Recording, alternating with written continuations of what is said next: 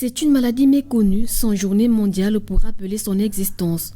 Pourtant, les fibromes ou myomes utérins, masse bénigne qui se développent dans l'utérus, concernent 20 à 30% des femmes caucasiennes et 50% des femmes noires. Si aucune étude scientifique ne permet d'affirmer les causes de cette pathologie, certains spécialistes avancent plusieurs facteurs significativement associés à la croissance des fibromes.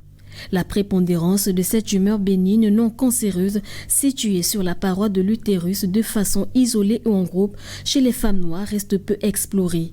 Elles sont pourtant 2 fois plus nombreuses à en être affectées. Ça concerne la période d'activité hormonale qui va de la puberté, donc les premières règles, jusqu'aux dernières règles, jusqu'à la ménopause. Et donc vous comprenez que les fibromes sont sous influence hormonale. Et donc, toute la vie hormonale qui va de la puberté et jusqu'à la ménopause, elle est longue, c'est des décennies. Et là apparaissent des fibromes, ce sont des tumeurs. Tumeur, c'est une boule qui se développe dans un organe. Et ces boules-là qui se développent dans l'organe qu'on appelle l'utérus, encore appelé la matrice, par rapport à son rôle dans la reproduction. C'est dans l'utérus, dans la quasi-totalité des cas, bien sûr, que se développent les fibromes. Ce sont des boules, mais des boules qui ne mettent pas en jeu le pronostic vital.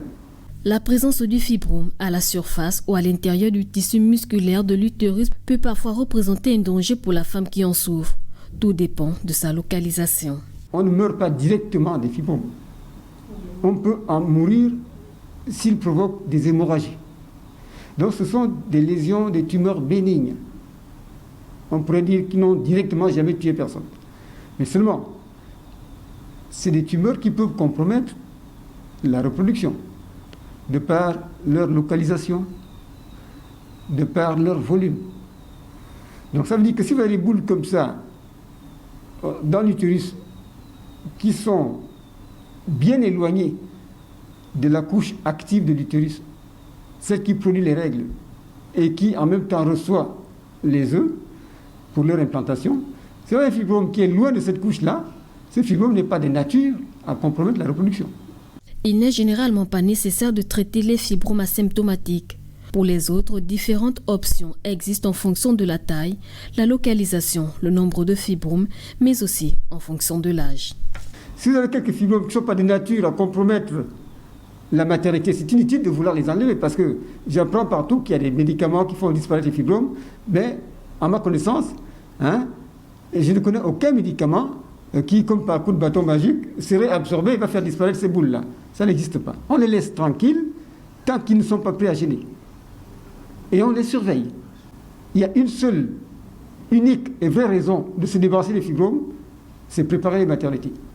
Pourquoi? Parce que l'opération des fibromes est une opération provisoire, soit dit en passant. Vous acharnez sur les fibromes aujourd'hui, ne vous étonnez pas que quelques temps après, il y en ait d'autres. Ce n'est pas qu'on les ait laissés lors de la première intervention, parce que d'autres sont apparus.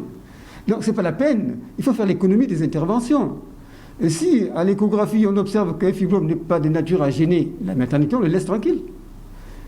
Les traitements médicamenteux contre les fibromes, je n'en connais pas. Les saignements menstruels abondants, les menstruations irrégulières, les sensations de pression ou de douleur dans la région pulvienne, le besoin d'uriner constamment, des douleurs aux jambes, les maux de dos, tels sont les principaux symptômes du fibrome.